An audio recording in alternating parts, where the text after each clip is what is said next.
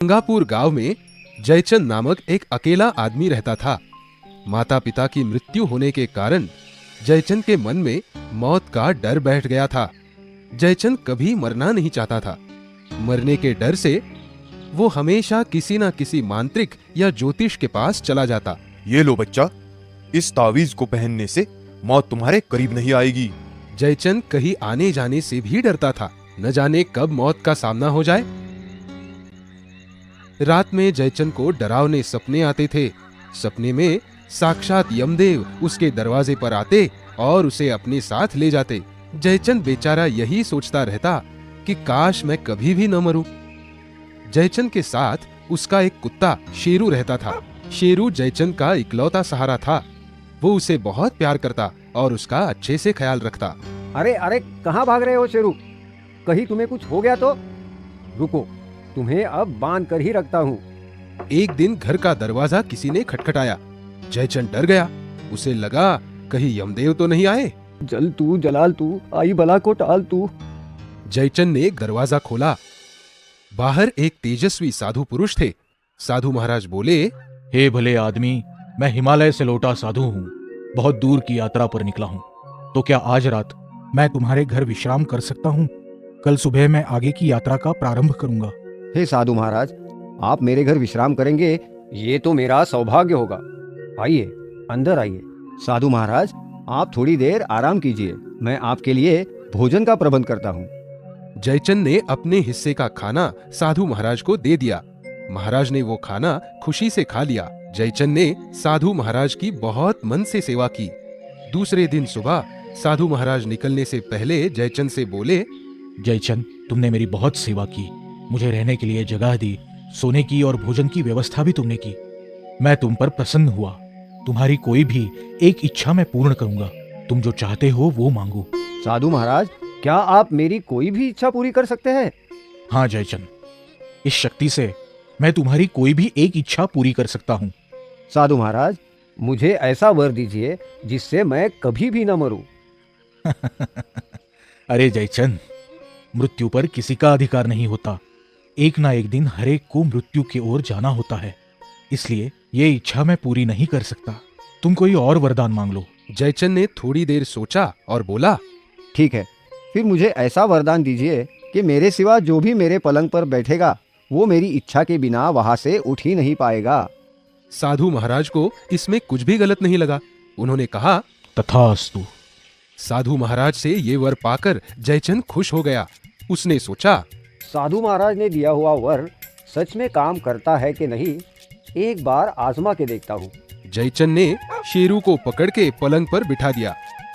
शेरू ने वहां से उठने की और भागने की बड़ी कोशिश की, मगर वो पलंग से उठ नहीं सका। अब कैसे भागोगे शेरू? मेरी मर्जी के बगैर तुम यहाँ से हिल भी नहीं सकते। ऐसे ही कई साल बीत गए। एक बार शेरू बुरी तरह से जख्मी हो गया। जयचंद ने उसकी मलहम पट्टी करवाई, उसे दवाइयां भी दी, मगर दिन ब दिन शेरू की तबीयत खराब होती गई। हे भगवान, क्या शेरू मरने वाला है? शेरू की तबीयत बिगड़ने से जयचंद परेशान था। वो खाना खाए बगैर ही सो गया। तभी दरवाजे पर दस्तक हुई। जयचंद ने दरवाजा खोला तो साक्षात यमदेव आए थे। जयचंद, मैं तुम्हें लेने आया हूँ। पृथ्वी पर तुम्हारा समय अब खत्म हुआ। चलो मेरे साथ। वो डर से कांपने लगा। कौन हो तुम और मुझे कहाँ ले जाना चाहते हो? यमदेव मुस्कुराकर बोले, मुझे पहचाना नहीं? मैं यमदेव हूँ। पृथ्वी पर जिनका जीवन समाप्त हो जाता है, मैं उन्हें यहाँ से ले जाता हूँ। ये सुनकर जयचंद डर से कांपने लगा। मगर महाराज, मैं अभी मरना नहीं चाहता।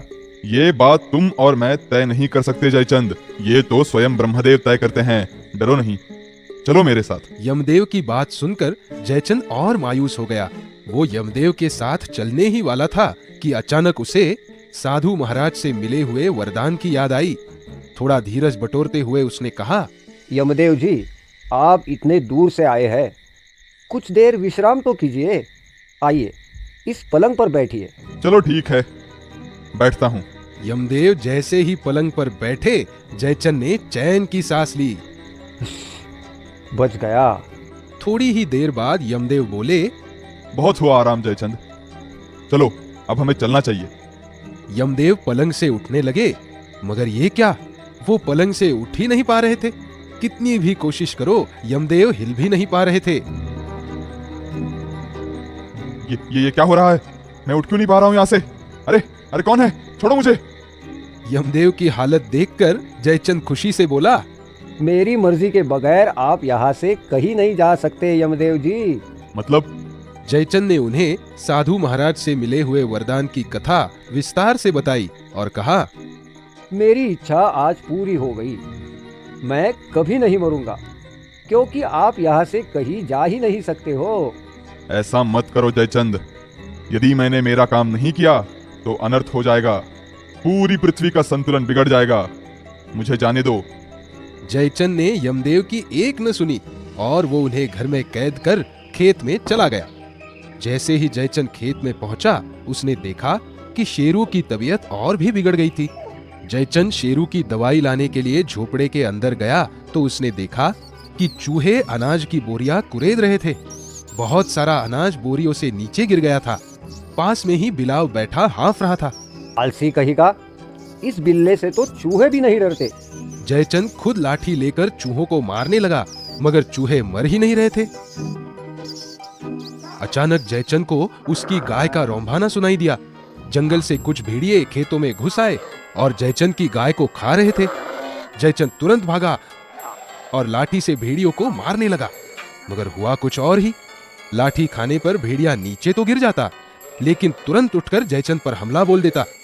भेड़िया मर ही नहीं रहा था। बहुत देर तक ऐसा चलता रहा। आखिर में जयचंद की लाठी टूट गई।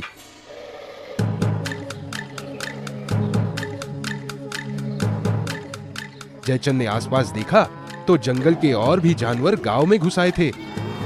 सारे गांव वाले उनसे जान बचाकर इधर उधर भाग रहे थे। ये देखकर जयचंद बहुत डर गया और शेरू को लेकर भेड़िए से जैसे तैसे जान बचाकर भागते हुए घर आया। दरवाजा लगाकर हाँफने लगा। यमदेव वही पलंग पर बैठे तिलमिला रहे थे। जयचंद को देखकर उन्होंने पूछा, क्या हुआ जयचंद? हाँफ क्यों रहे हो? सब खैरियत तो है ना? क्या बताऊं महाराज। जयचंद ने सारी हकीकत यमदेव को बता दी। यमदेव बोले, मैंने तुमसे कहा था ना कि अगर मैंने मेरा काम नहीं किया तो पूरी पृथ्वी का संतुलन बिगड़ जाएगा। तुमने मुझे यहाँ कैद करके रखा है, इसीलिए यह सब हो रहा है। देखो इस शेरू को, क्या तुम इसकी पीड़ा दूर कर सकते हो? नहीं ना। शेरू का जीवन काल खत्म होने को है। अब सिर्फ मौत ही उसे मुक्ति दे सकती है। मगर यमराज, कोई भी भला मरना क्यों चाहेगा? अरे जयचंद, यहाँ जो कोई भी जन्म लेता है उसे एक न एक दिन मरना है। ये तो प्रकृति का नियम है, वो कोई भी टाल नहीं सकता। मृत्यु से केवल शरीर मरता है, आत्मा तो अमर है। तुम एक बार मुझे रिहा करके देखो, मैं तुम्हें बताता हूं। बहुत सोच विचार के बाद जयचंद ने यमदेव को पलंग से उठने की अनुमति दी। उन्होंने बड़े प्यार से शेरू को सहलाया और उसकी आंखें बंद की। शेरू शांत हो गया। देखा जयचंद, अब शेरू बिल्कुल ठीक है, उसे कोई डर नहीं। शायद आप ठीक ही कह रहे हो यमदेव जी। मौत इतनी भी डरावनी नहीं है। मैंने समझने में गलती कर दी। देर आए दुरुस्त आए। अब चलें? जी हाँ, चलते हैं। यमदेव, जयचंद और शेरू यमलोक की ओर प्रस्थान कर गए। अच्छा, ये तो बताइए, मैं स्वर्ग में जाऊंगा या नर्क में? वैसे तो सारी जिंदगी तुमने पुण्य ही कमाया है, मगर स्वयं यमदेव को कैद कर रखा। पाप, अघोर पाप। क्षमा चाहता हूँ यमदेव जी, मुझसे गलती हो गई, माफ कर दीजिए। मैं नरक में नहीं रहना चाहता। शेरू की आवाज सुनकर जयचंद की आंख खुल गई। सवेरा हो चुका था। दवाइयों से शेरू की तबीयत भी ठीक होने लग गई थी। मैं जिंदा हूँ? मतलब ये बस एक सपना ही था? बाप रे, कितना अजीब सपना था। शायद मौत उतनी भी भयंकर नहीं जितना मैं सोचता था। हम आपके लिए हमेशा नई कहानियाँ और नए गाने लेकर आते रहेंगे। तब तक आप गाते और देखते रहिए jingle tools, jingle tools, jingle tools.